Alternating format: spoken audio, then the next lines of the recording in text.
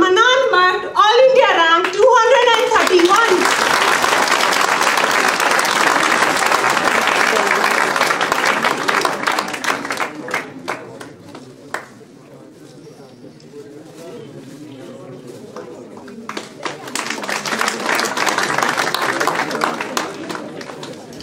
Mr. Muhammad Irfan, All India rank 476.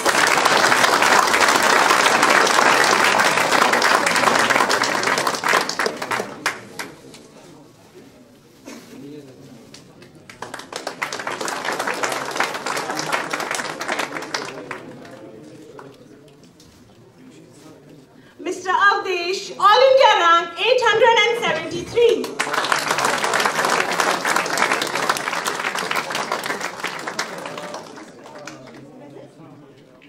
Mr.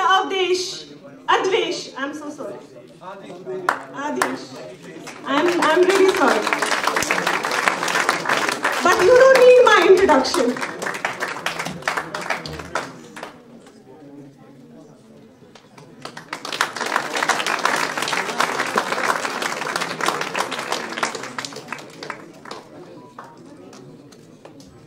Mr. Manil Bijotra, All India rank 314.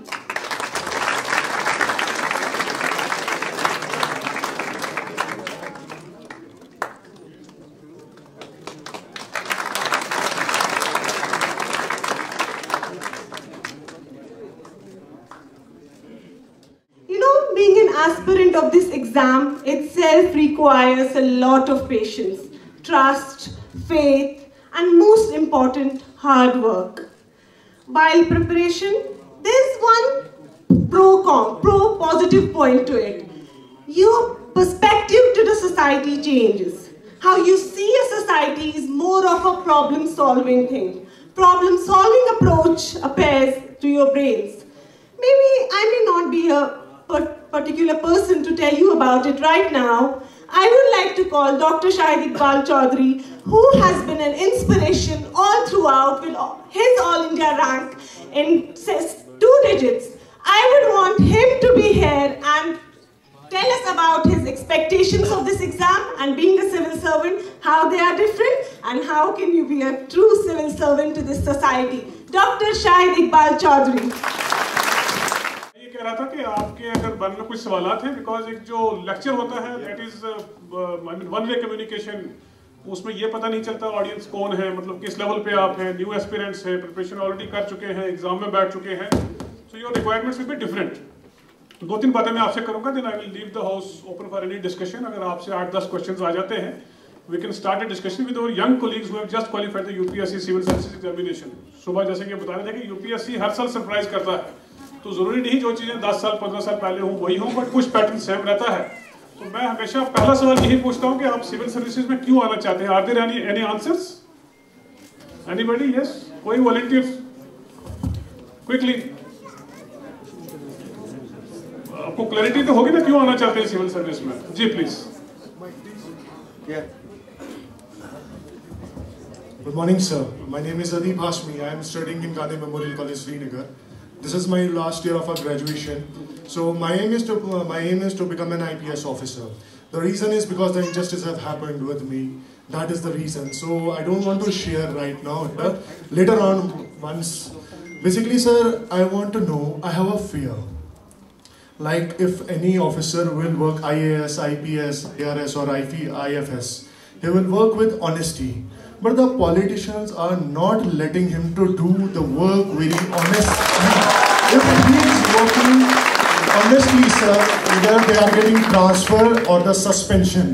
As I have some proofs as well, I have uploaded by my own on my social media account. Sir, audible? Yes, sir. Can you please share your experience with us, sir? I will be thankful to you. Anyone else? Yes, sir. नहीं, और भी तो होगा. Sir, they are saying same question. नहीं, मैंने कहा और भी तो कोई मोटिवेशन होगी ना. Yes. Yes, please. Quickly 2-3 questions, then I will just take it and hand it over to our young colleagues. Good afternoon, sir. Sir basic question है कि जो कि न्यू एस्पायरेंट्स होते हैं जिनको कोई एक्सपोजर नहीं होता इसके लिए सिविल सर्विस के लिए, क्योंकि स्टेट से बिलोंग करते कि जहाँ पे ज़्यादातर मटेरियल नहीं रहता था, तो उसके लिए क्या होगा जो प्रीलिम्स का एग्ज़ाम था 2023 का, उसमें जो यूपीएससी की भी एग्जामिनेशन बॉडी थी उन्होंने थोड़ा बहुत पैटर्न चेंज किया था। तो उसके लिए जो क्योंकि जो प्रीवियस एस्पायरेंट्स हैं शायद 21 या 22 के हों, तो उनको एक्सपोजर होता है कि how to tackle the questions are being asked in the paper. But जो कि रिसेंटली 2023 का ये था, आपने खुद भी एनालाइज किया होगा कि पेपर पैटर्न कंप्लीट चेंज होगा, उसके ऊपर कैसे प्रैक्टिस करें जो कि which subjects we should choose. और कोई सवाल? Quickly, yes please. हां yes yes. So my question is not rhetorical, more so because एक सेकंड ये सवाल इनका चल रहा है, माइक इन्हीं को दे दीजिए। She is already continuous please.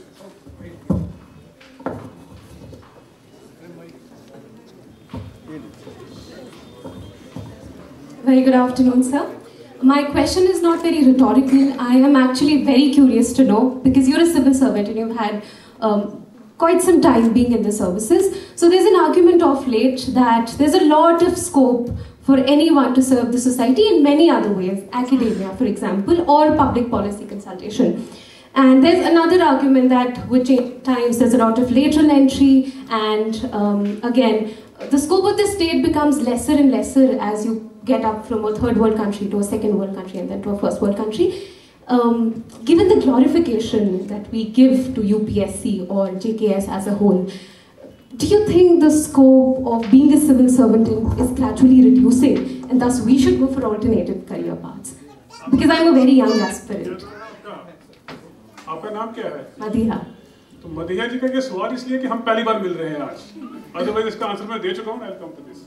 Difference सिर्फ इसमें है कि आपकी clarity for your preparation, selection of your subject, selection of your study material और एग्जाम को अप्रोच कैसे करना है। कोई भी आदमी डिफरेंट नहीं है। और आई रिपीटेडली से दिस फ्रॉम स्टेज ऑलवेज कि हमसे 10 टाइम्स 100 टाइम्स बेटर लोग हैं जो एग्जाम नहीं क्वालिफाई कर पाते हैं। कुछ लोग प्रीलिम में बाहर निकल जाते हैं क्योंकि वो बहुत डीप चले गए उस जोलॉजी के सब्जेक्ट में जो रिसर्च के टाइप का था, जो चाहिए नहीं था।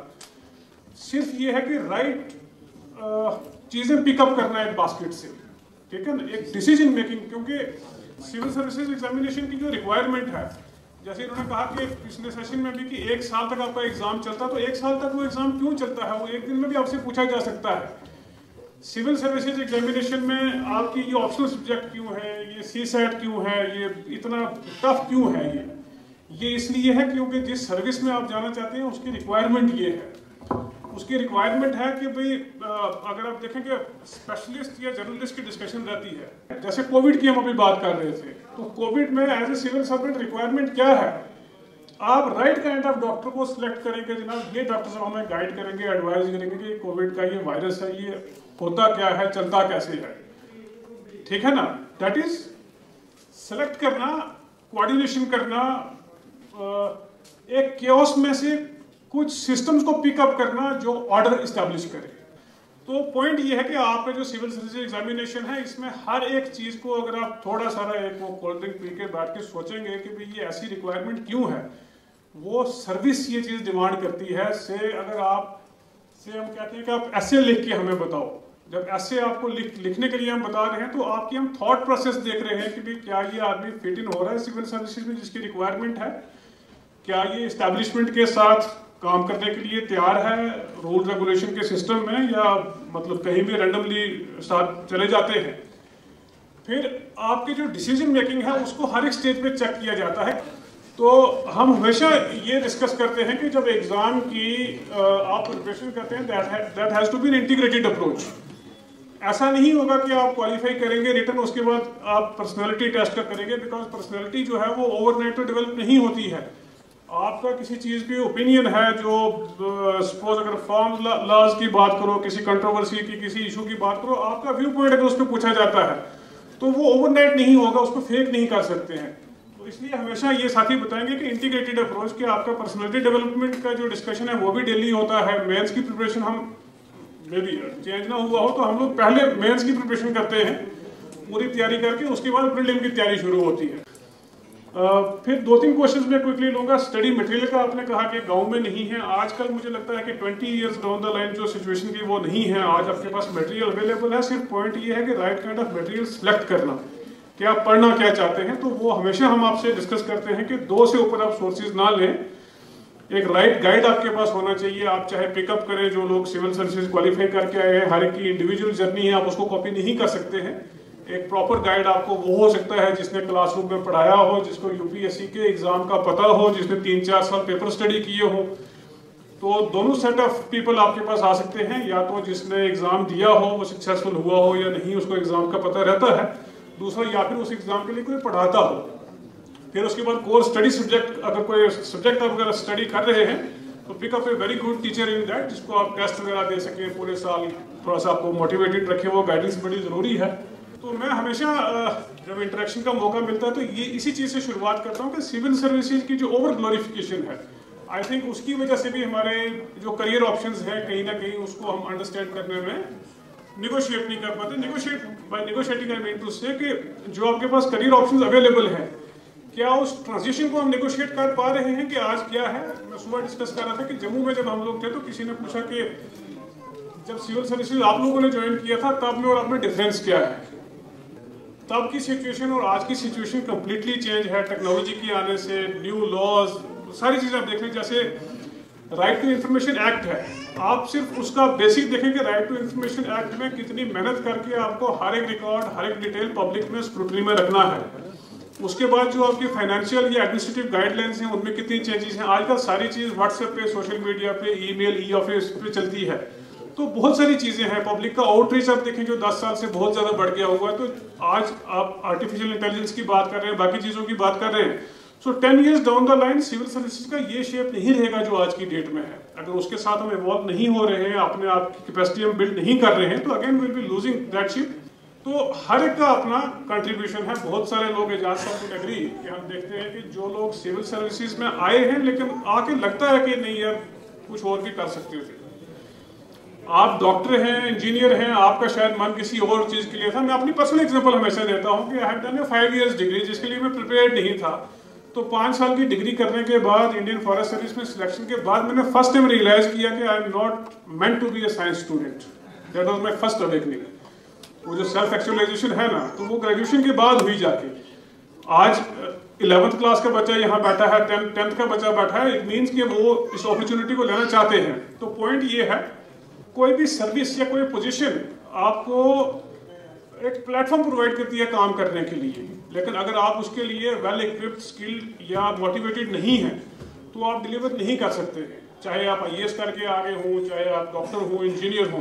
एक बार अंदर झांक के आप देखो कि आपकी स्ट्रेंथ क्या है, वीकनेस क्या है और आप चाहते क्या हो। सिविल सर्विसेज की सिर्फ एक ही चीज़ है जो साइड पे अलग थोड़ा सा इसको कर देती है, द अपॉर्चुनिटी बास्केट। ठीक है ना। आज एजाज साहब DC श्रीनगर है, tomorrow he will be secretary of A department. कहीं पानी का काम देख रहे हैं, कल बिजली का देख रहे हैं, फिर सड़क का है, फिर कुछ इस तरह करके ना, मतलब आपको अपॉर्चुनिटी, जैसे इन्होंने कहा कि हम अपने एरिया से आए तो अपने एरिया की कुछ एम्पावरमेंट के लिए हम काम करें, कैसे कर सकते हैं। तो मीन्स के जब आप सर्विस में हैं तो आपके पास अपॉर्चुनिटी बास्केट बहुत ज़्यादा है। बट अगर आप अच्छे डॉक्टर हैं तो आपको कोई नहीं रोकता है अच्छी पब्लिक सर्विस करने से। आप कर सकते हैं, अच्छे इंजीनियर हैं, बढ़िया काम कर सकते हैं। तो ये जो ओवर ग्लोरिफिकेशन है सिविल सर्विसेज की, आई थिंक कहीं ना कहीं इसका एक रोल रहता है कि जिसमें बाकी प्रोफेशंस की हम बात नहीं करते हैं। और सिविल सर्विसेज भी डाउन द लाइन इररिलेवेंट हो जाएगा अगर सिविल सर्विसेज अपने आप को इवॉल्व नहीं करता है। वो स्किलिंग अगर हम लोग आपस में नहीं अचीव कर पाते तो 10 years डाउन द लाइन वही होगा। परसेंटेज पार्टिसिपेशन का इन्होंने पूछा कि भी वो पास तो 1% ही होते हैं। तो अगेन इस पे ये बात रहती है कि ये अपने माइंड में मत रखिए कि 12 लाख 10 लाख लोग अपीयर होते हैं तो 100-200 उसमें से IAS आएंगे, ऐसा नहीं होता है। आपका टारगेट इंडिविजुअल होना चाहिए। आपको क्या पता कि उस 12 लाख ने किस माइंड में एग्जाम दिया, वो सिर्फ अटेम्प्ट करना चाहते थे या प्रिपेयर्ड थे। प्लान बी मैं हमेशा सजेस्ट करता हूँ कि शुरू से होना चाहिए, right from your day 1। Power का आपने बताया तो power again I mean again it's an absurd concept कि भी हम पावर के लिए या ग्लोरी के लिए किसी सर्विस में अगर आप ज्वाइन करें, क्योंकि अगर आप में वो कैपेबिलिटी है काम करने की तो वो किसी भी पोजीशन पे आप कर सकते हैं। सिविल सर्विसेज सिर्फ आपको वो अच्छी अपॉर्चुनिटीज प्रोवाइड करता है वहाँ करने के लिए। अगर नहीं है, अगर आप एक अच्छे टीचर हैं, अच्छे डॉक्टर हैं, अच्छे इंजीनियर हैं, तो सोसाइटी में आप इमेंस कंट्रीब्यूशन कर सकते हैं। पावर आपकी इसी में है कि आप कितना डिफरेंस क्रिएट कर सकें। अगर आप लोगों की लाइफ चेंज कर रहे हैं, कोई नई चीज़ इंट्रोड्यूस कर रहे हैं, सिस्टम्स को स्ट्रीमलाइन कर रहे हैं, सिस्टम में एफिशिएंसी ला रहे हैं, तो वो मुझे लगता है कि आपकी पावर है। तो that power to create a difference. Politicians का आपने पूछा, तो आई थिंक सिविल सर्विसेज का एक बहुत बड़ा ड्रॉबैक ये है कि हम हर चीज़ को लेके पॉलिटिशियंस को ब्लेम करते हैं। I think as civil servants we are prepared to assist the polity, ठीक है ना, उनको एडवाइज करना फॉर मेकिंग पब्लिक पॉलिसीज, ठीक है। एक एग्जाम हम क्वालिफाई करके आ रहे हैं एक रोल लेने के लिए कि हमने ये रोल करना है, are we failing in that public policy और नॉट, ठीक है ना, वो उस पर डिपेंड करता है। Instead of putting everything on the head of politician, there are good and bad both in civil services, both in polity, in all the sectors. तो ऐसा भी माइंड में नहीं रखना कि पॉलिटिशियन सभी गलत हैं, ऐसा नहीं होता है। पॉलिटिशियन को आपको एड एंड एडवाइस करना है, आपको पॉलिसी के बारे में डिस्कस करना है, उनके व्यूज लेने हैं, because they are accountable to people. वो 5 साल के बाद इलेक्शन लड़के आते हैं, वोट लेके आते हैं, तो वो पब्लिक की जो एस्पिरेशन है, they are representing the public. तो आई थिंक पॉलिटिशियंस को अंडरमाइन करना ये गलत हो जाता है। Maybe as civil servant aspirants आप बात कर लेंगे as civil servant, so this is a fair balance between policy makers and politicians as well. कभी ऐसे सोचा है कि आज नहीं पढ़ेंगे कल पढ़ेंगे, ऑलमोस्ट हर एक दिन ये फीलिंग आती है। तो ऐसा भी नहीं है कि यार मतलब all of us are normal human beings. ये बताएंगे लोग जो अभी टॉप वगैरह करके आए हैं, they will just tell you कि नॉर्मल ह्यूमन बीइंग्स है, नॉर्मल इनका सक्सेस स्टोरी है, नॉर्मल स्टडी करते हैं। वो जो हाइप है सिविल सर्विसेज की प्रिपरेशन के साथ एंड पर से सिविल सर्विसेज इटसेल्फ, वो आई थिंक हमें थोड़ा डीलिंग करने की जरूरत है। तो ये बताएंगे, ऐसा आता है अक्सर कि आज नहीं पढ़ेंगे कल पढ़ेंगे, लेकिन जब आप अगले दिन आपका टारगेट फ्लो पाइल अप हो जाता है, तो फिर अगले दिन आप ये नहीं कह पाते हैं कि कल पढ़ेंगे, क्योंकि उस दिन आपको एक्स्ट्रा 1 घंटा लग रहा है। दूसरा जो आपका सवाल है, I think we are in 2023, we should phrase these questions as gender neutral, ठीक है ना। जब आप ओपन माइंड से डिस्कशन करेंगे, बातचीत करेंगे, लोगों के बीच बैठेंगे, अपना स्टडी शेड्यूल साथ रखेंगे, तो आपके माइंड में पॉजिटिव एनर्जी रहेगी। तो आई विल जस्ट कंक्लूड है, अगर कोई फर्दर सवाल स्पेसिफिक होगा मैं लूँगा। बाकी मैं रिक्वेस्ट करूँगा कि गर्मी भी काफ़ी आपको लग रही है, तो हमारे जो साथी हैं ये आपके नए सवाल लेंगे, आपके एग्जामिनेशन को लेके लेटेस्ट, और जो इनको सवाल मेरी तरफ से हैंड ओवर है तो वो मैंने सर्कल किए हैं यहाँ पे। Thank you very much. Respected Shahid sir, Ejaz sir, other dignitaries and dear friends, a very good afternoon to all of you. सबसे पहले जो आपने पहले क्वेश्चंस पूछे थे, I will answer some of them. I think 1 and 2. एक major question that I heard was कि फिर लोग क्या कहेंगे, मतलब जो ये वाला क्वेश्चन होता है कि हमारे गांव में लोग ऐसे बोलते हैं या रिलेटिव्स ऐसे बोलते हैं।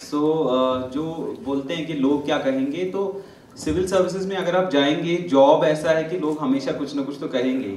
तो मतलब आपको उस जॉब में जाना है तो आपको पहले से ही रेडी रहना पड़ेगा। Before you choose that as a career option, you have to be ready for whatever people say. तो वो एक चीज़ रहेगी, मतलब आपको अपने दिमाग से निकाल लीजिए। अगर आपको ऐसा लगता है कि कोई कॉन्स्टेंटली आपके पर्सनली आपको डिस्टर्ब कर रहा है, तो that's a different thing, then you can like take a step back. But generally अगर लोग कहते हैं तो उसकी आपको परवाह नहीं करनी चाहिए। That's one thing that I would say. Then there was one question that was specific to me, which was how to get into top 10। तो यहाँ पे एक सीक्रेट ये है कि कुछ दिन पहले तक, जब तक एग्जाम का रिजल्ट नहीं आया था, आई डिडंट इवन नो कि मैं लिस्ट में आऊँगा कि नहीं। तो टॉप 10 का क्या ही मैं मतलब बोल सकता हूँ यहाँ पे। द पॉइंट बीइंग की strategy almost everybody will tell you on YouTube. You can go, you can see. For example, I have personally benefited from one particular video that all of you can see, I would say, which is Shubham Kumar sir's video, AIR1 CSE 2020. तो मैं उनका हमेशा बोलता हूँ, उनका 3 घंटे का मैंने वीडियो देखा था after I did the exam. तो मैंने फर्स्ट अटेम्प्ट में जब किया था, उसके बाद मेरे को वीडियो दिखा, क्योंकि वो भी उसी साल में AIR1 थे। तो उस स्ट्रैटेजी से, मतलब वो स्ट्रैटेजी आपको मिल जाएगी। If you go to YouTube you can see that. But the point being कि अगर आप चाहते हो कि आप जल्दी से जल्दी ये एग्जाम करो, strategy would be same. The thing would be कि आप कितने डिसिप्लिन्ड हो, आप कितने कमिटेड हो। रोज रोज उठ के आपको सेम चीज़ करनी पड़ेगी। I will tell you this story कि इस बार for example after I had done the exam, other people had also done the exam with me. So एक वो complacency आती है कि we have done the exam, let us just sit down, take an extraordinary leave, which is like a leave from your service for 1 year. So take an extraordinary leave, just chill and go around. तो ये एक होता है. So I also did that. मतलब I took the leave. But the point being that I had this thing in me कि नहीं रुकना नहीं है. मतलब growth का जो mindset होता है ना वो आपको बहुत आगे ले जा सकता है. Because I have very less time. So ये दो तीन चीजें हैं कि growth का जो mindset है आप हमेशा रखिए. आप ये मत सोचिए कि मेरे को फर्स्ट अटेम्प्ट में ही करना है. That's a different thing. Take every single attempt as your last attempt. That I would say कि आप पहले अटेम्प्ट को लास्ट अटेम्प्ट की तरह लोगे तो आप में वो वाला फेज आएगा कि नहीं एक दिन भी नहीं छोड़ सकते. I have to prepare every single day. This time मैंने prepared for mains. I felt like कि जो मैंने लास्ट टाइम प्रिपेयर किया था 2020 में दैट वाज ऑलमोस्ट नथिंग. मतलब ऑलमोस्ट नो प्रिपरेशन. बिकॉज इस टाइम उससे भी ज्यादा मुझे काफी चीजें नहीं पता चली. And every day what I used to do is I will tell you one thing. There was one question also कि रोज नहीं लगता कि let us just leave it and we will do it tomorrow. So ऐसा ये जो feeling होता है, absolutely everybody feels that. I think there is no person in the world who does not feel that they don't like want to work. तो ये वाला sense है. But there is one person, David Goggins, अगर आप search करेंगे तो वो ये कहते हैं कि the difference between successful people and unsuccessful people is that successful people always do the things that they do not like. Okay. सो हर दिन आपको गंदा लगेगा, हर दिन आपको करना पड़ेगा. सो उसके लिए आप एक शेड्यूल बनाइए. Let's say what I used to do was मैं एक मंथ का शेड्यूल बनाता था इस वाले मेंस में. So I would put like for example let's say next जो वीक आ रहा है उसमें हर किसी दिन में एग्जैक्टली मैं लिखता था कि मेरे को ये वाला टेस्ट करना है, इस वाले टॉपिक में इतना पढ़ना है, ये वाली बुक पढ़नी है. Everything I would put on paper. Then every day when I would do the things शाम को मैं वो एक बार चेक करता था कि मेरे को करना क्या था और मैंने कितना किया. And every single day I would sleep with guilt कि मैंने 80% 70% ही किया. तो वो हमेशा आपके साथ होगा. बट द पॉइंट बीइंग कि आपका जो प्लान रहेगा it will guide you through this journey and ultimately at the end of 3-4 months when you are very close to means you will be very good at it. I promise you. Second thing is practice and practice. इस बार last time मैंने ऐसा किया था कि all of you must be knowing that answer writing is the crux of this examination. अगर आप सोचोगे तो लास्ट टाइम मैंने आंसर राइटिंग थोड़ी सी कम करी थी. इस बार I made sure that I do answer writing for 2 hours every day. 1 hour for optional, 1 hour for GS.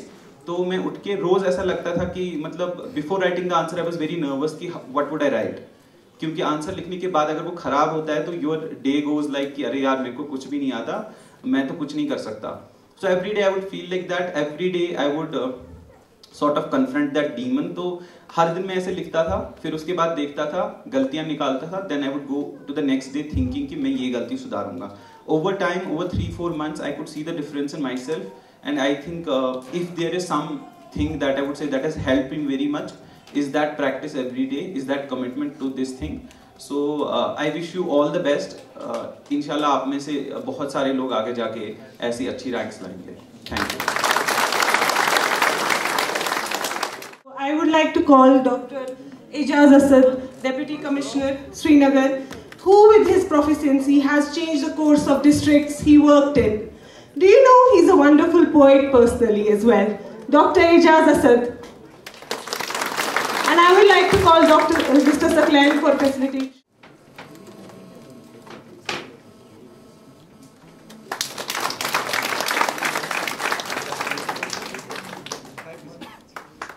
You want to start from today.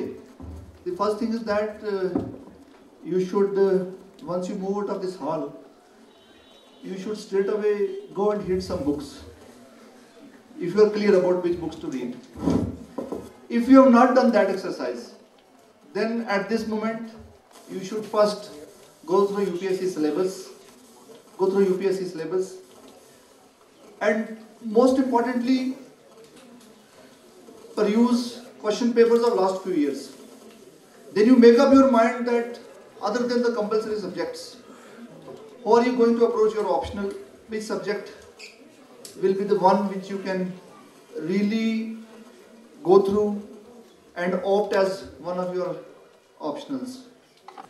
आपके सामने यहाँ बहुत सारे ऐसे लोग भी होंगे जिन्होंने कोचिंग करी भी है और नहीं भी करी है. तो इसका अच्छा जवाब ये रहेगा कि आप किस लेवल पर स्टैंड करते हैं. क्या आपको क्लैरिटी है कि एग्जाम की डिमांड क्या है? Do you have enough understanding of the demands of UPSC question paper? दूसरी बात कि आपके आसपास क्या कोई ऐसा शख्स है who can be your mentor so that you don't need coaching.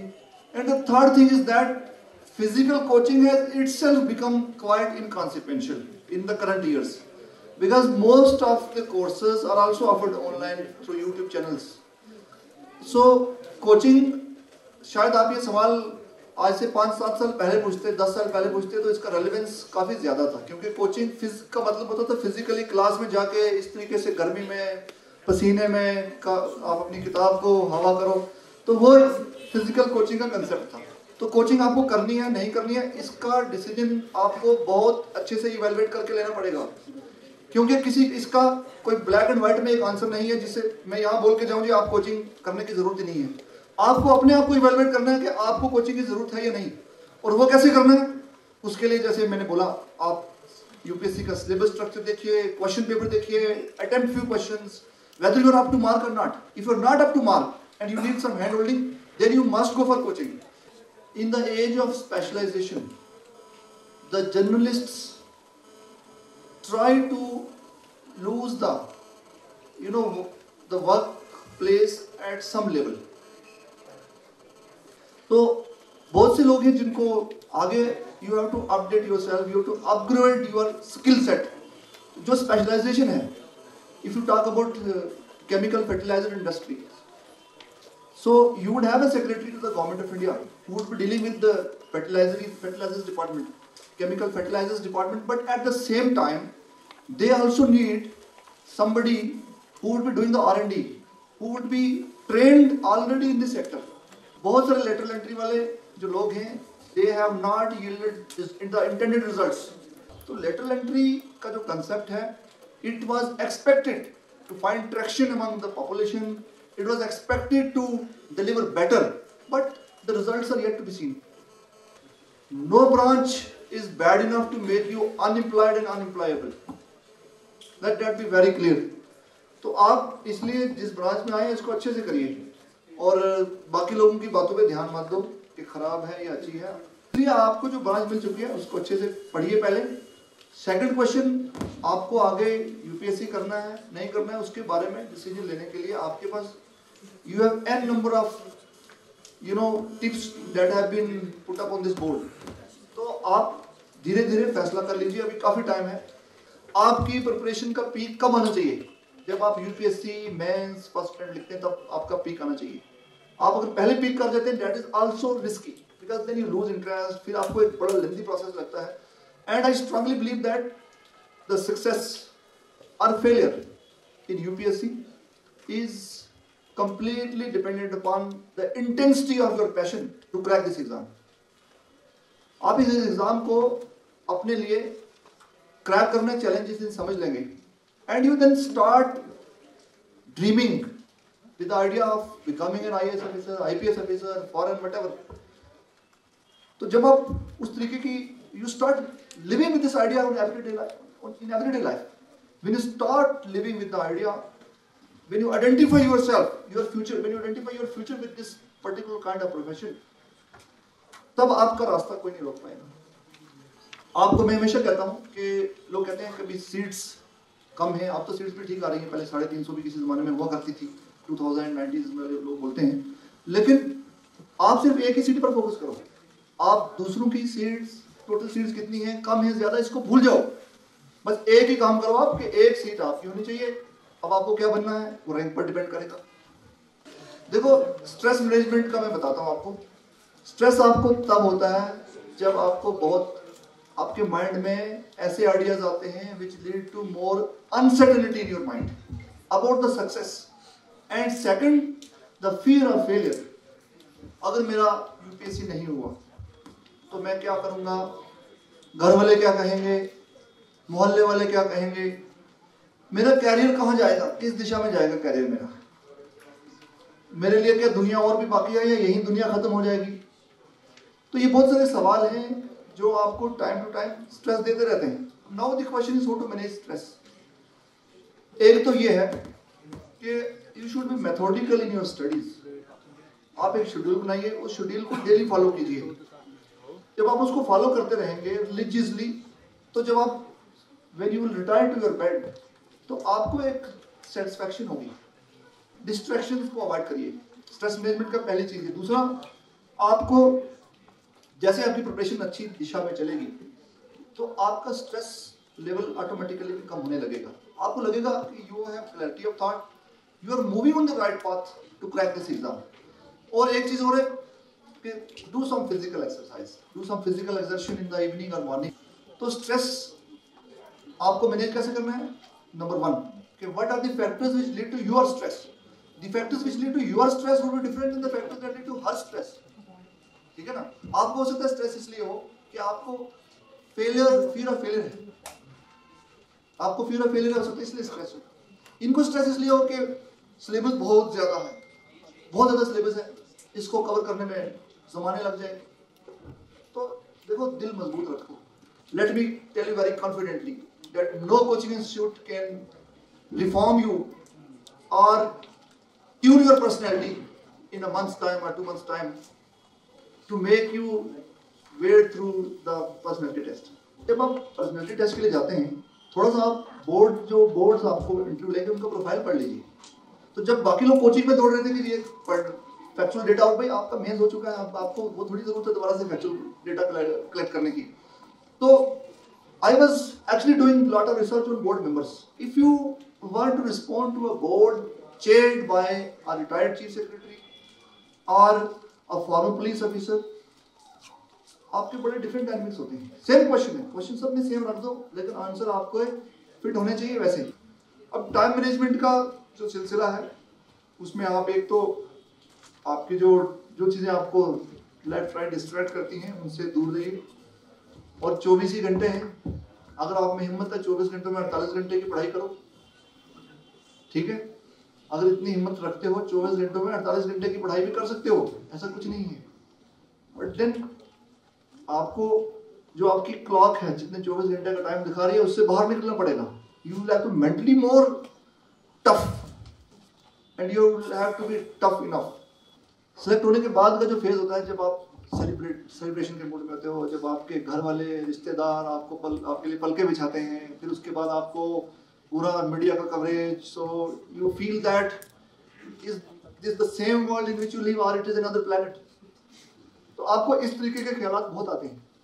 उस वक्त आप सोचते हो कि जिंदगी ऐसे ही रहने वाली है और बहुत बढ़िया होने वाला है, हमें ऐसे ही ऐसी फेम, पॉपुलरिटी और आगे के लिए भी हमें सब कुछ ऐसे ही रहेगा। लेकिन once you get into the profession, the real grinding starts. Ultimately, officials are not superhumans, so they live in the society. एक बात है, जब मैंने सब बातों की एक ही बात कही, that the success or failure in UPSC is strongly dependent upon the intensity of your passion to crack this examination.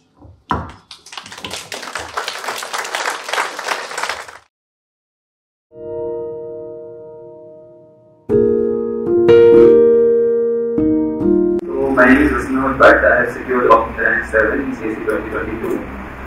थोड़ा मैं अपने बैकग्राउंड के बारे में बात करता हूँ। So I belong to Anandnath district.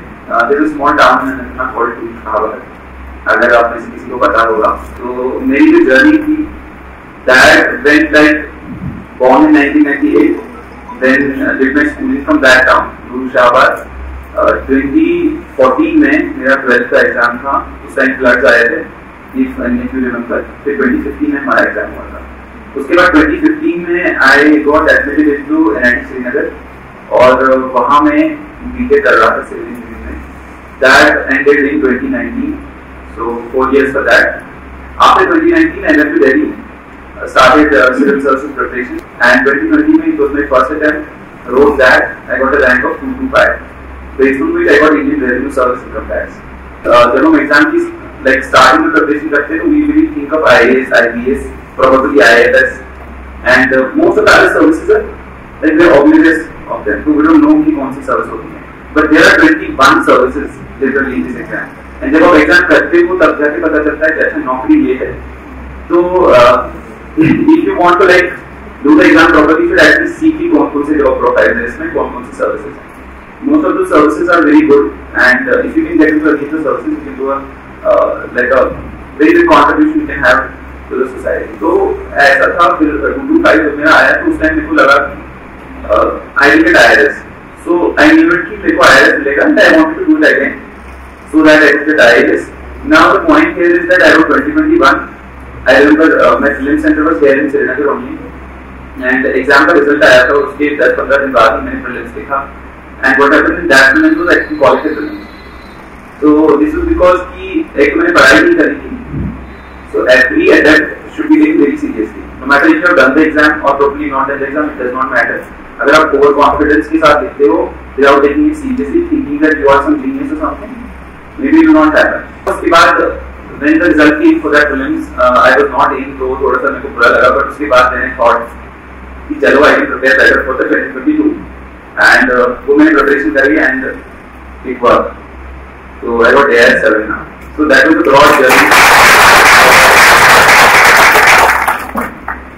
Now the thing is, do you want me to talk about like the strategy, resources and all? Yes, sir. Okay. I want to firstly know कि कितने लोगों ने यहाँ पे एक बार films देखा है और KAS एक बार देखा है और something like that. They have an experience with the exam. So you have written KAS. KAS films. Okay. 22. Okay, fine. So बाकी सब freshers हैं, so no idea. So at least you would know that there are 3 stages to this exam. That means you know. Okay. वहाँ से start करते हैं. So prelims का ये है कि you have 2 papers. One is the GS paper and another is CSAT. What has been happening recently, CSAT is also becoming tougher and tougher. So people keep asking कि CSAT के लिए क्या करना है?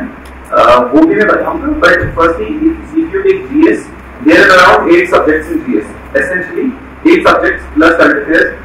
So सबसे पहले you will see there is polity, है ना? So polity में everybody knows the source. Lakshmikant. Then उसके बाद there is geography. The only thing I did was the 4 NCERTs. उसके अलावा there is one book that I actually did and you can do also, which is GC Leon. Actually इस exam में another thing that I remembered was the sources are same. Everybody knows the sources. So you have to read them properly. That will be the thing. Then there is economics. जो macroeconomics की NCERT आती है. एक that you can do and there is some India story. Something economic story. Both the NCERTs are studying, but more than that, I would say every day do newspaper. There are many websites that I use, like IndianEconomy.net. There is Arthashastra. Economics के बाद what else is there? There is history. So ancient and medieval में what you can do is, so I read R.S. Sharma. There is one book R.S. Sharma for Ancient India. Medieval India में मैंने कुछ भी नहीं किया, but then I realized कि जो R.S. Sharma की mutually complex book, cannot remember it. So there is a notes there. I will also upload them. Those are like, I would say it felt to me that they are very great notes. Yeah, ancient medieval art and culture. Even modern history use either spectrum. Environment में what I used to do was there is a simple book Shankaracharya. So Shankaracharya को जितना आप revise करेंगे उतना आपको याद रहेगा. But you have to also remember that environment is usually what has happened over time is with goes more to the current affairs aspect. Okay, more than Shankaracharya, there will be questions from current affairs and there will be questions that are very deeply like biological questions. The trick is that you have to keep reading current affairs, like read newspaper every day. And Hindu में काफी ऐसे होता है कि कभी-कभी ऐसा होता है कि new butterfly species found in Western Ghats. ऐसे बहुत न्यूज़ आती है. So you don't need to remember exactly कि क्या नाम है, but एक बार आपको पता चल गया ना कि हाथी स्पीशीज का एक टिपिकल नाम होता है. So science and tech के लिए what needs to be done if you are not from engineering background, do the basics from NCERTs, basic science and tech, थोड़ा सा idea, but more than that I would say you have to do the current affairs part. So what happens? Whatever technology is currently coming into market, whatever like any international organization is putting up a satellite, you have to know about that. थोड़ा सा उसके बारे में पता हो, that will help you here also and it will come in the mains also. वो most technology पे focus करते हैं. अगर अंडरस्टैंडिंग नहीं है तो डी आंसर है उसका. Then there is current affairs, so you take 2 चीजें हैं इसमें. हम नहीं कि read newspaper at least एक न्यूज़पेपर डेली आप पढ़ते हो, मतलब कंसिस्टेंटली पढ़ते हो. So I would say मेरा भी पर्सनल एक्सपीरियंस है इसके साथ, which is that you have to at least read the newspaper for 1 year. Okay, 1 year. पहले साल जब आप एग्जाम में आते हो तो 1 साल आप पढ़ो. उसकी वजह से क्या हुआ कि you develop an understanding of what is happening around you. That's the first thing. Second thing is also that you develop reading comprehension skills. Once you develop that kind of reading skills, I promise you कि ये exam बहुत ज़्यादा आपके लिए मतलब easy होने वाला है. एक साल के न्यूज़पेपर पढ़ी, then उसके साथ you can read the monthly magazines, जो भी आपको ठीक लगे, read that. उसके बाद there is CSAT. CSAT के लिए I don't know which book there is because I haven't consulted any book, but they didn't understand actually कि CSAT ना होने की वजह से तो दुख होता है ना, वो ज़्यादा है GS ना होने की वजह से. There is a booklet, previous year questions के, prelims के. It comes according to the topics, right? The questions are framed according to the topics. तो मैंने ऐसा किया कि वो बुकलेट ली, उसमें देखा कि क्या ब्रॉड कैटेगरीज होती है CSAT. Like there is reading comprehension. अब reading comprehension आप mostly people who are like even good at English, even good at their own language, they're not able to do reading comprehension. Why is that? Because it's tricky. Then उसके बाद there are questions that people are kept in those columns. Then who is the 19th guy or something? फिर confusion होती है 18 था या 19 था. तो ये वाली चीजें जो है ना ये पहले से रेडी करके रखोगे तो when you go to the exam you should be prepared in all the aspects. और पेपर ऐसा लिखना चाहिए कि उसमें वीकनेस दिखनी ही चाहिए. मतलब आप अगर पता भी नहीं है आंसर तो फिर भी अच्छे से लिखो. There are like ways to do that. Once you do this previous year question those of देखोगे ना, after some point you will feel that answer writing is sort of it's a science but an art as well. Science because you need content है ना, तो content को आप model answers या rubric करके आप content बना रहे हो. But art because you have to do it every day, you have to develop the skill of answer writing. There are people who will write very good answers even without reading anything, and there will be people who read everything but don't write good answers. वो यही difference है. ये वाला जो skill का part है ना वो आपको सीखना पड़ेगा. This broad answer writing thing. Anything about this if you have any question keep that in mind, वो लेटर ऑन आप पूछ सकते हो. इसके बाद this is the main part. Then we go to the interview part. ये सबको बहुत ही इंटरेस्टिंग लगता है वाला part.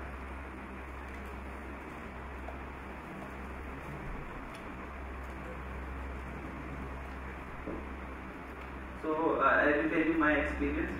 Do you want to hear my experience? और मैं डायरेक्टली बोलूँ कि कैसे करना है. So experience ऐसा था कि मैंने 2 इंटरव्यूज दिए हैं. One was 2020, another is 2022. So in 2020, I have always been like a confident person in myself. naively confident होते हैं ना कि मतलब जितना है उतना है but confidence है.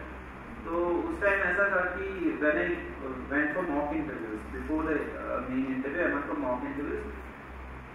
So I was good enough. मतलब ऐसा कोई मुझे प्रॉब्लम नहीं लगा. Just the fact that I used to go to mock interviews and I would come out thinking कि यार बोर्ड मेंबर को कुछ नहीं आता, मतलब इस तरह उल्टा हो रहा था. तो फिर उसके बाद मैं 2-3 mock interviews, 4 mock interviews दिए. Some of them were good, others were really हाँ. फिर रियल एग्जाम में मैं गया तो मेरा ये था कि I will have no preconceived notions. I will not think कि कौन बोर्ड है, क्योंकि lots of aspirants what they do is कि यार ये वाला बोर्ड अगर होगा ना फिर इस टाइप के आंसर्स देने हैं, तो वो बंदा इस टाइप का है. ये वाला बोर्ड अगर है तो फिर इस टाइप के आंसर्स देने हैं. You can not control the word so much. आपको मतलब जो आपकी ऑनेस्टी, आपकी पर्सनैलिटी है वही बाहर आएगी. तुम कुछ भी करो, there is no way out. So remember कि जो आपका है सही में तो वही है. तो मैंने क्या किया कि मैं गया वहाँ पे सारे एस्पिरेंट्स उनको यूपीएससी बिल्डिंग में what used to happen last time they had like set up a tent sort of thing जहाँ पे वो पूरा चेकअप वगैरह करते हैं कि आपके पास मेटल कुछ नहीं है ये सब चीज़ें. तो वहाँ पे हम गए तो बच्चे वही से पूछने लगे, सर कौन सा बोर्ड होगा हमारा, सर आपको तो पता होगा. अब रैंडमली जो भी बंदा आ रहा है उससे पूछ रहे हैं. And then we went. और मैं जब उसके सामने से जा रहा था like the rooms were there were 2 plates जो नेम पुट आउट होते हैं बाहर. तो उनमें मैं देख रहा था अलग अलग नाम आ रहे थे. और मेरे रूम पे जब मैं पहुंचा वहाँ नाम ही दिखा नहीं है. तो मैंने सोचा कि यार चलो मतलब no preconceived notion, I will not even ask the guide, I will not ask. तो आई थॉट मैं डायरेक्टली अंदर जाके देखूंगा. तो फिर मैं अंदर गया. The first thing I did was I forgot to like lock the door. I thought the other guy would lock the door. I just went inside. Good morning, I saw some man. अब मैंने man को देखा, मुझे man भी मतलब पहचान मेरे को है नहीं उनकी, तो आई एम लाइक कोई तो है, मतलब 3 मैन्स थी वहाँ, तो उनमें से कोई है। तो उन्होंने बोला कि बैठो, बाहर से बहुत बारिश भी हो रही थी, they asked me some questions which I did not hear. She said कि introduce yourself, do you have some employment experience, something like that. तो I am looking like this, मतलब अरे यार गलती हो गई, नहीं भी बाहर से हो रहा है। वहाँ पे मैंने देखो करेज एंड कॉन्फिडेंस का क्या मतलब होता है, मैंने डायरेक्टली बोल दिया ma'am I am not able to hear, directly start ही ऐसे हुआ। तो उन्होंने ऐसे बोला कि वो अच्छा, तो फिर उन्होंने जोर से बात करी। If I will not have done that, lots of people what they do is they guess the question, शायद ये पूछा है तो ऐसे आंसर कर देता, तो वो गलत हो जाता है। तो मैंने ऐसे बोला and then the whole discussion went around and फिर काफी इंटरेस्टिंग क्वेश्चंस आए और मुझे बहुत ही मतलब अच्छा लगा। At the end they asked me कि would you want to talk about anything else. यहाँ पे भी बोलते हैं नो और बाय वे, मतलब ऐसा होता है नहीं, we want to run away from the place, तो बहुत नर्वस हो जाते हैं करते। तो मेरे को इतना तब तक अच्छा लग रहा था ना, I was like getting to talk to such eminent personalities कि जिन्होंने हाईएस्ट पोजीशंस पे जो थे लोग, I had Sujata Mehta as the board chairperson and she was an ambassador, okay, he was an IFS Indian Foreign Service। तो उनसे बात कर मेरे को काफ़ी अच्छा लग रहा था, तो मैंने बोला मैम मेरे को हॉबीज़ के बारे में बात करें। Then we started to talk about hobbies. फिर 5 मिनट और इंटरव्यू चला, उसके बाद it was done, they said thank you. Then I got 184 in that one, good score, which is very good score actually. इस टाइम भी मैं गया, इस time I again did the same thing, did not ask कि कौन है, मैं अंदर गया, it was the new board member Preeti Sudan ma'am, और उन्होंने भी ऐसे पूछा कि अरे आप तो बहुत खूबसूरत जगह से आते हो, और पूरा टूरिज्म पे ही चल रहा था interview, tourism and all those things, तो काफ़ी इंटरेक्टिव होता है वो interview. Is not the same you might think कि जैसे प्राइवेट में होता है, प्राइवेट सेक्टर में it's like an interview sort of thing कि they will ask you questions, you are answering. But यहाँ पे क्या होता है कि दे विल आस्क यू, अच्छा मतलब आपने कुछ बोल दिया तो अच्छा, they will also react in that way, they will be very cordial. Really it will happen also कि sometimes they might pretend to be very strict, but वहाँ पे आपको समझना है कि मतलब दिल इनका सही है, मुंह पे दिखा सकते हैं, तो आपको डरना नहीं, you have to do your best, just be very positive and say things and they will sometimes try to push you also. मुझे भी इस टाइम भी पुश किया, लास्ट टाइम भी कुछ क्वेश्चन में बहुत ज़्यादा पुश किया, लाइक 5-6 क्वेश्चन कॉन्स्टेंटली, अरे नहीं तुम गलत बोल रहे हो, मैंने बोला नहीं सही बोल रहा हूँ। So that way it goes, and this time also I got 182, good enough. So that's the way interview goes, बहुत ही कॉर्डियल होता है, आराम से हो जाता है, and eight the and interview के बाहर आप आ जाते हो कि यू आर लाइक कि यस, मतलब अब रिजल्ट जो भी हो ना, मतलब डर तो होता है but you are still like मैंने एक बड़ा माइलस्टोन कंप्लीट कर लिया, हो गया। थक जाते हैं तब तक सही में, बहुत ज़्यादा थक जाते हैं, इनफैक्ट मेन्स में तो इतना ज़्यादा थक जाते हैं कि एवरी मीन्स यू थिंक कि अब नेक्स्ट बार नहीं लिखूंगा, अब हो गया मतलब मेरा, and then the next time you might have to write again, but so that's why ऐसे कि जितना सीरियसली आप एक अटेम्प्ट दोगे ना, आपको पता नहीं, मे बी आपको फर्स्ट अटेम्प्ट नहीं अच्छा हो रहा है, हू नोज, है ना, हर किसी का कैपेबिलिटी अलग होता है, so try your best in your first attempt itself, but don't postpone the first attempt. ऐसा भी होता है कि अरे नहीं मुझे फर्स्ट अटेम्प्ट में ही करना है, इसलिए मैं फर्स्ट अटेम्प्ट 2030 में दूंगा, अरे उसका क्या मतलब, यू नो कि 2030 में तुम कर पाओगे, there is no guarantee in this exam, you have to write the attempt and write it seriously now, 1-2 साल मैक्सिमम अगर आप ग्रेजुएशन में हो, उसके बाद आप कर सकते हो, ठीक है। टाइम जितना यंग होंगे, जितना यंग सर्विसेज में जाओगे उतना आप ऊपर तक पहुंच सकते हैं, that is also my reality. अब this is done, I will take all the questions that you have, thank you.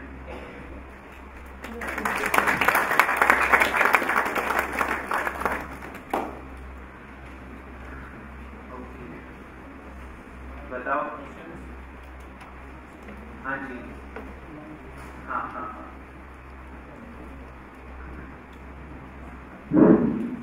first of all, I congratulate you for your topmost rank. Sir, I have a lot of questions, lot of confusions, but I'm presently आप confused what to ask आप and तीन what बता not. दीजिए, तीन. First of all, I'll ask for this optional anthropology. वो मैं कर रही हूँ from last I can say 1 year से मैं prepare कर रही हूँ. मैंने परसों भी अटेम्प्ट दिया था जिसका जिसमें नहीं हुआ था मेरा. जी.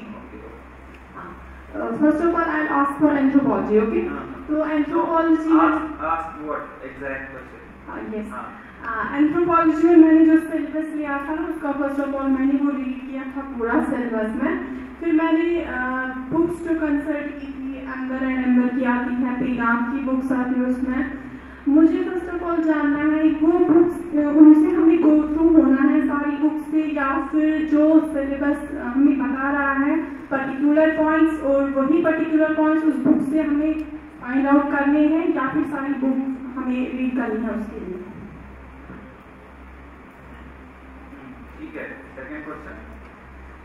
सेकेंड क्वेश्चन एंथ्रो के लिए है राइटिंग. आंसर राइटिंग ऑप्शनल के लिए कब मैं स्टार्ट करूँ? जैसे जीएस पेपर 4 हमारे पास होते हैं, आंसर राइटिंग मैं उनमें कर रही हूँ खुद से जीएस पेपर्स में, लेकिन ऑप्शनल के लिए मुझे कुछ क्लू नहीं आ रहा है कि कैसे मैं उसकी आंसर राइटिंग करूँ. बिकॉज रीडिंग की अगर मैं बात करूँ कि मैं वहीं पे थोड़ा सा अटक जाती हूँ, कैसे उसको अंडरस्टैंड करूँ मैं फर्स्ट ऑफ ऑल. तो आंसर राइटिंग वहाँ पे मुझे बहुत मतलब I am not able to do. Optional की मैं बात कर रही हूँ. Yes, I'm not getting it. Okay. ये दो क्वेश्चंस हैं. बस. I have thought but I'm not. मुझे आ नहीं रहा है. ठीक है. पहले इन दो का बता देता हूँ. So ऑप्शनल एंथ्रो सारी बुक पढ़नी है कि उतना ही पढ़ना है जितना जरूरी है, उतना ही पढ़ना है जितना जरूरी है, सिंपली दैट. बट अगर आपको इतना पसंद है तो आप बहुत पढ़ सकते हैं जितना आपको खुशी हो. मैं आपको अपना बताता हूँ. I am telling you the bare minimum. So what needs to be done is, जैसे आपको बायोलॉजिकल एंथ्रोपोलॉजी पढ़नी है, so there is one topic of human evolution, theories of organic evolution. Charles Darwin ने दी है और किसने दी है? लमार्क ने दी है ना? स्पेंसर. हाँ, स्पेंसर, लमार्क, चार्ल्स डार्विन. अब इनके बारे में आपको छोटे से नोट्स बनाने हैं, वो आप पीनास उठा के उनसे बना दें. उसके बाद पीनास will talk a lot about other things, है ना? If you are making these basic notes, that has to be covered. After that, you can read the rest of the stuff. I will tell you hundreds of books that I have read outside of UPSC, not related to UPSC, but it's their anthropology books, and they help me in exam also. तो मेरी एक आदत है कि मैं ऐसे normal time में मेरी हॉबी है कि मैं बुक्स पढ़ता हूँ और मैं उनके नोट्स बनाता हूँ. तो मेरे दोस्त बोलते हैं तुम यूपीएससी प्रिपरेशन कर रहे हो क्या? अभी नहीं बनता. तो मेरी ऐसी आदत है कि मैं साइड में छोटे नोट्स बना देता हूँ, और ऐसे यूपीएससी में भी हुआ था. फिर मेरे को आइडिया है कि यार मतलब दिस टाइम आई थॉट कि I will make proper notes of all the books I am reading, otherwise I will make very short notes. तो वो मेरे को एग्जाम में फायदा देगा. So that is the thing, you read that part, make proper notes for that part. Once you are done with that, you read outside of UPSC. You can read whatever, मतलब तुम बाकी part में उसका पढ़ सकते हो, so that you have a better understanding. But essentially वो part जरूरी करना है, ठीक है? नोट्स आपके क्लियर होने चाहिए, नोट्स आपके बहुत ही प्रिसाइज होने चाहिए कि चार्ल्स डार्विन ने क्या बोला, उसके क्या डिफरेंट पोस्टुलेट्स हैं और, एंड जितना आप उसमें फिर इंटरनेट से ऐड कर सकते हो, बुक से ऐड कर सकते हो, उतना बेटर है. That is the first thing. Second thing is answer writing कब करनी है. तो लास्ट टाइम जब मैंने एंथ्रो का दिया था 2020, I wrote only one test, मतलब नथिंग, ऑलमोस्ट नथिंग. वो गलती से मैंने लास्ट दिनों में लिख दिया, बिकॉज मेरे को ये डर था कि 3 घंटे में लिख पाऊंगा कि नहीं. So what happened was I did the optional 3 months routine from September 2019 to January 2020. Okay, that time I started. So मैंने कोचिंग करी फिर दिल्ली में, मतलब सब दिल्ली में क्या पूरी दुनिया में कोविड आ गया, ठीक है? मैंने दिल्ली में ऑप्शनल रखा अपना, मैं घर आ गया. मैंने सोचा कि चल यार जल्दी आ जाऊंगा 1 महीने में. I didn't know the sort of pandemic it was.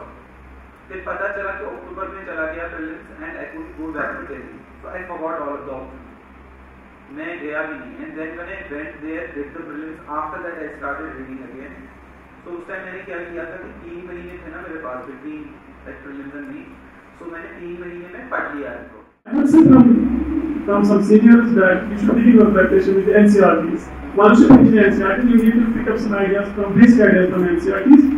Then after that, you should go with some standard books. Except at this, like you have mentioned only one, this Lakshmikant and this one, Spectrum for Modern Ministry.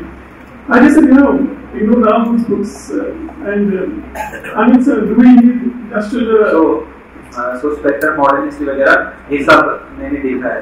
मतलब मैंने modern history के लिए I read all those Bipin Chandra books also. Okay, but what happened then when I joined the coaching, वहां पे जो notes मेरे को मिले ना, देन कोड ठीक लगे. एंड देन आई सॉ यहां से मैंने ये बिजनेस चंद्रा एंड ऑल देखे थे, एंड वहां पे मेरे को लगा कि there were only some topics from Bipin Chandra that were not there in my notes. You have to clearly like evaluate one source. It does not matter कि आप स्पेक्ट्रम पढ़ रहे हो, बिजनेस चंद्रा पढ़ रहे हो. Eight the end of the day what matters is whether you can revise that source. मेरा question ये है sir, I have lot of confusion कि कहाँ से स्टार्ट करूँ सर, और ये स्टेप बैलेंस से सर ग्रेजुएशन में यूपीएससी कहाँ से स्टार्ट करें. तो जैसे मैंने बोला दो चीजें, एनसीईआरटीज जो बेसिक एनसीईआरटीज मैंने अभी बोले थे, और न्यूज़पेपर, या बेसिक से भी स्टार्ट करो. ठीक है, कुछ टाइम के लिए 2-3 दिन के लिए डू दिस थिंग प्रॉपर्ली, एक बार देखो एंड देन आगे बढ़ो. Is this 1 year sufficient, and can we do this much of things in this 1 year span, or should we do 1.5 year? That should be sufficient, right? To prepare as you illustrated broadly. And my second question would be that you said that we should be preparing answers, we should be writing answers. For me, we starting supposedly from today. I have no idea what's polity, what's economy. When should I start writing the answers? And the follow-up question would be, what will be the red flags when I am going to write myself into those answers? What are the red flags? Look here, you are not wrong, you have to correct it this way. What should be those red flags which I should keep in my mind? Thank you so much. So, 1 year का जो question है ना, मैं ये बोलता हूँ, अगर आपको नेक्स्ट ईयर लिखना है, you are going to write 2024, take it as your first and last attempt. Prepare like that. Simple rule. क्योंकि no matter what happens in that exam, this ideology or this philosophy will help you. Okay. So वैसे आप सोचो एक साथ, आप ये मत सोचो नहीं मैं 2020. अब अगर आप let's say you are in 10th class or you are in 12th class or you are in the first year of your graduation, you can think 3 years down the line, 4 years down the line. You have that luxury, na? But if you are already in GMC or doing MBA and all of the last year of that, so you don't have that luxury. Think of the next year or maximum next year. Okay. उस हिसाब से एक plan बनाओ और do optional as soon as possible and उसके हिसाब से. Then the second thing was you have not started yet. How could you write something? नहीं लिखना ना, पहले दिन नहीं बोला मैंने, पहले दिन से लिखना है. 6 months down the line, at least 6 months में your option will be at least complete 1 time. Your GS will at least be complete 1-2 times probably.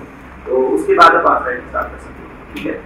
Red flags in the answer is one thing is that you are not addressing the demand of the question. Then second red flag should be in the answer writing that whether you have written that answer in time. Are you done? Thank you everyone.